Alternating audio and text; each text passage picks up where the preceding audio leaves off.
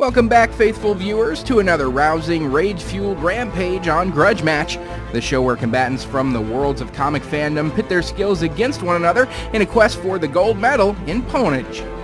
This is the Halloween edition of Grudge Match, and in keeping with that theme, we're pitting two characters whose personas are pulled straight out of Halloween standard fare. From Marvel, the pumpkin-headed psychopath Jack-o'-lantern, and from DC, the Dark Knight of Africa, Batwing. Both of these characters are relatively new takes on classic characters, and both use a variety of tech weaponry to make a lasting impression on their respective worlds. Starting off taking a look at Jack-o'-lantern. Jack-o'-lantern is a name that's been used by several characters in the Marvel Universe, but the most recent Jack-o'-lantern, name currently unknown, is a psychopath serial killer who claims to have killed all the other people who have ever used the name Jack-o'-lantern. He started off killing at a young age and was adopted and raised by the villain Crime Master and looks to him as a father figure. His signature method of killing people is to cut off the top of their skulls, scoop out all the brains and soft tissue, and then place a small candle inside their head, effectively turning his victims into human jack-o'-lanterns. This newest incarnation of Jack-o'-lantern has only been around for a couple of years, created in May of 2011, and he very quickly became the arch nemesis of the new Venom, Flash Thompson. In the first encounter between them, Venom managed to get a live grenade into the faceplate of Jack-o'-lantern that exploded and horribly disfigured his face. As well as, a few issues later, Venom managed to actually take out and kill Crime Master, which Jack-o'-lantern has never forgiven him for either of these two things, and so has set himself up as the arch nemesis of Venom from that point on. Now, Jack-o'-lantern uses all of the same kind of weaponry that the character Jack-o'-lantern has traditionally used all throughout the years, which includes a armored suit and headpiece that provides a good deal of protection from damage, as well as explosive pumpkin bombs, gas grenades, electric wrist blasters, and this newest version of Jack-o'-lantern also uses a little army of robotic devil robots who do his bidding.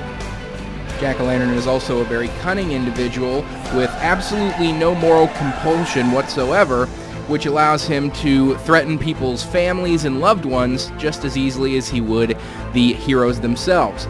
And he has absolutely no problem with threatening to kill innocent bystanders that happen to be around as a last-ditch effort to get himself out of any situation he finds himself in.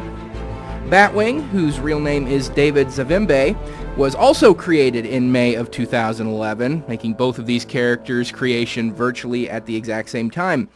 And he is a resident of Africa, specifically living in the Congo, and through Bruce Wayne's expansion of his Batman brand into Batman Incorporated, attempting to make more Batman-like characters all over the world to help spread his crime-solving techniques, David Zavimbe became the Batman of Africa.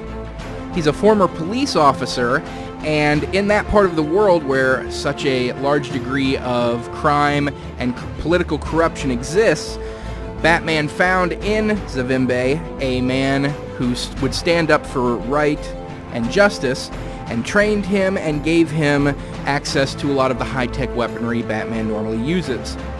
Now, in his crime-fighting persona of Batwing, David Zavimbe uses the very advanced Batwing tactical suit, which is a good deal more advanced than the standard Batman suit that Bruce Wayne uses. The Batwing suit is heavily armored and looks to be almost made completely out of metal, as well as has wings and rockets in the boots to allow for sustained flight.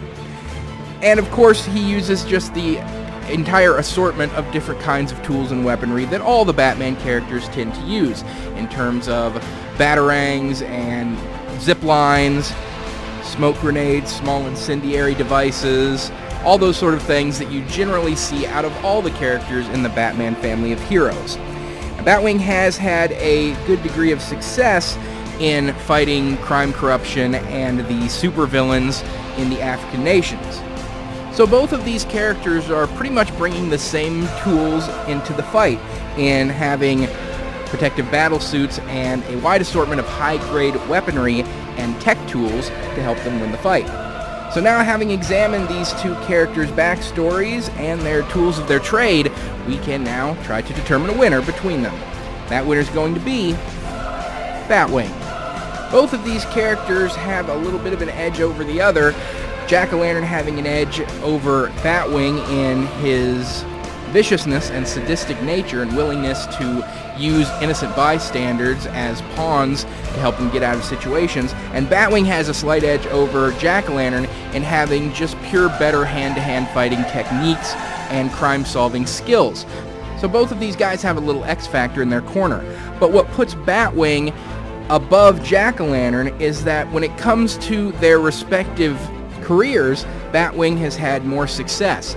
In his short amount of time, he's taken on a good number of superpowered individuals as well as corrupt government officials, and he's had a fair degree of success becoming the Batman of Africa and defeating his opponents.